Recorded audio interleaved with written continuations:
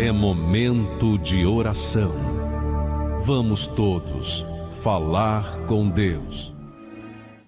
Do nosso Senhor Jesus Cristo, ó Deus que habita no alto e santo lugar, mas também habita junto ao contrito, ao abatido de espírito, com o propósito de vivificá-lo. Então agora, meu Deus, eu estendo a minha mão para ela, que a minha mão represente a tua mão estendida, porque assim ela está sempre.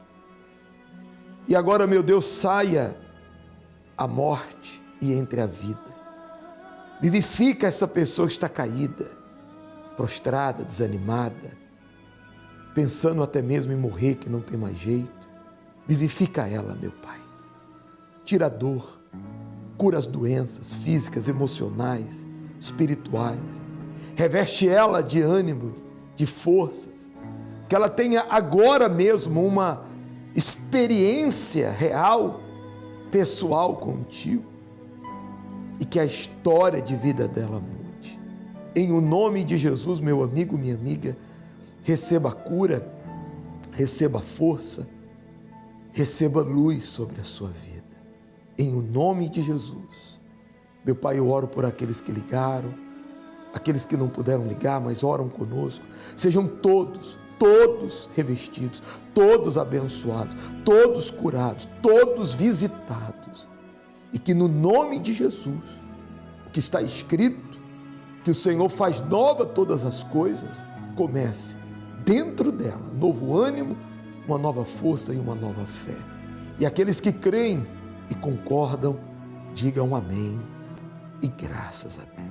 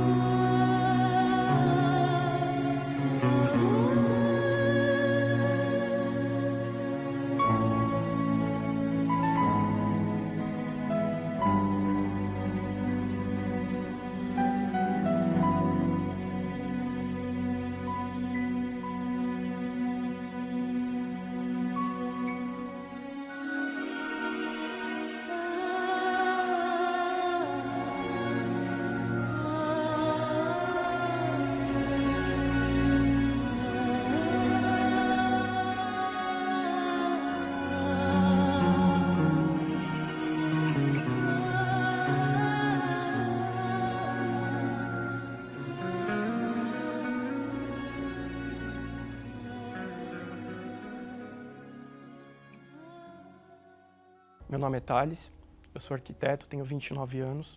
O relacionamento do meu pai com a minha mãe era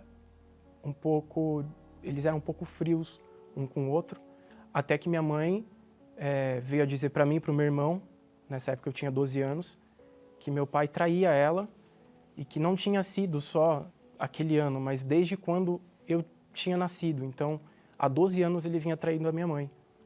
E aquilo me causou uma revolta muito grande. Passei a beber, escondido da minha família, passei a fumar também escondido. E então eu comecei a me envolver com o mundo do rock, o mundo gótico. Passei a andar todo de preto. Todas as peças, as minhas peças de roupa eram pretas, tudo. Tênis, meia, tudo. Eu me lembro de uma música que ela dizia assim, 666, the number of the beast. Ou seja, 666, o número da besta, né? Que era uma forma de eu extravasar a minha revolta até com Deus, porque eu pensava, Deus não existe. Para os outros, eu até transmitia ser um jovem que tivesse as suas realizações, né? Porque eu tinha um estilo, eu assumi o meu estilo, eu assumia quem eu era, então para os outros parecia até que eu estava até de certa forma feliz. Mas quando eu comecei a perceber que eu estava realmente muito mal, foi quando os meus próprios amigos viravam para mim e diziam assim, Thales, o que você tem que o seu semblante está tão caído assim? Até eles que estavam na mesma vida que eu diziam isso para mim.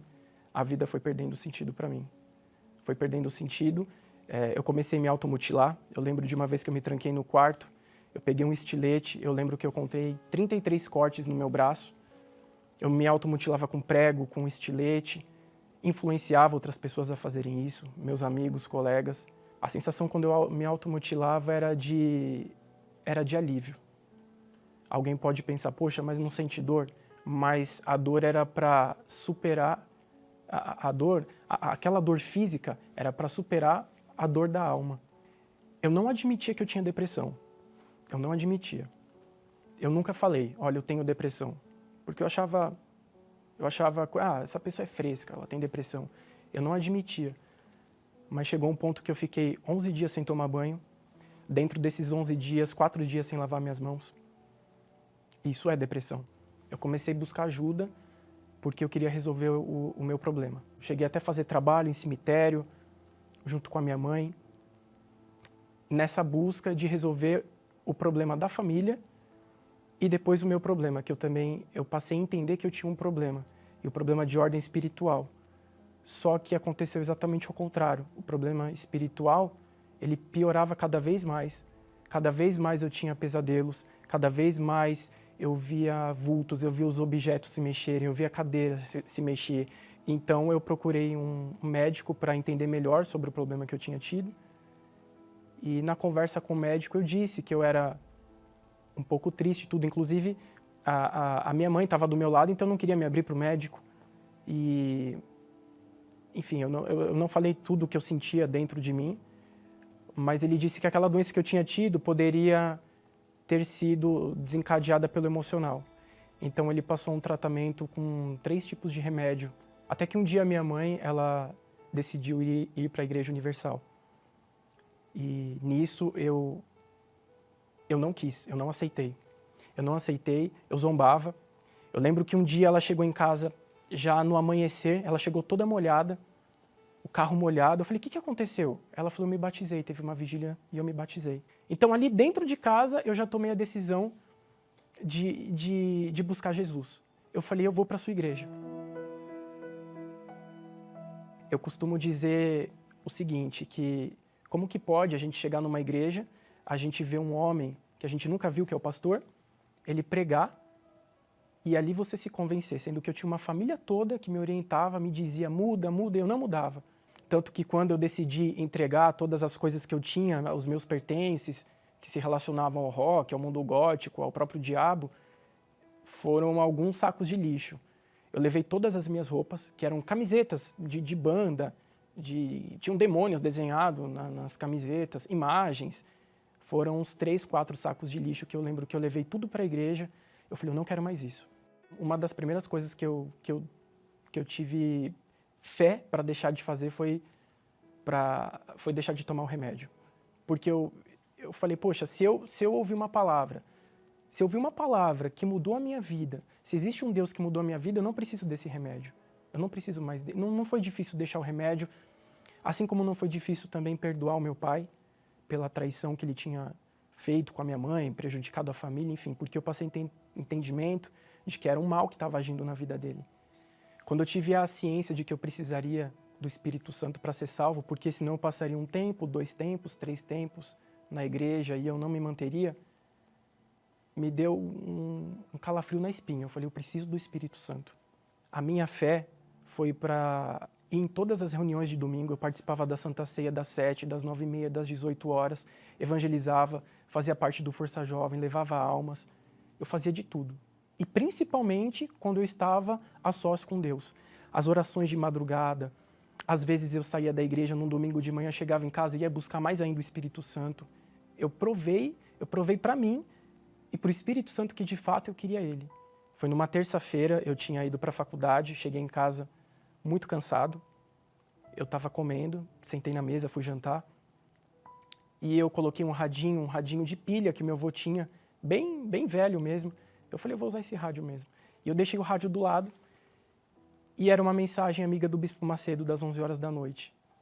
E o Bispo disse assim, olha, procura aí um canto reservado para você, porque nós vamos buscar o Espírito Santo. E o Bispo começou a orar, eu não disse nada, e o Bispo só falou assim, vem sobre a vida desse que te busca, desse que te quer. E eu disse assim, sim, meu Deus, então vem. Quando eu disse isso, a minha alma foi cheia de uma alegria, de uma paz, de um gozo que eu nunca tinha sentido. Ali eu me levantei e eu olhei para o alto e eu falei, eu tive meu encontro com Deus. Eu lembro que naquele mesmo momento eu saí do quarto que eu estava, fui até o quarto onde meu irmão e minha mãe estavam. Eu abri a porta, olhei assim para eles, ela deitada, meu irmão no jogo, no computador, e eu olhei assim, eu queria falar, vocês não estão percebendo isso? Vocês não querem saber quem é o Espírito Santo? Porque eu queria passar. Naquele mesmo momento eu olhei para eles e eu falei, são almas.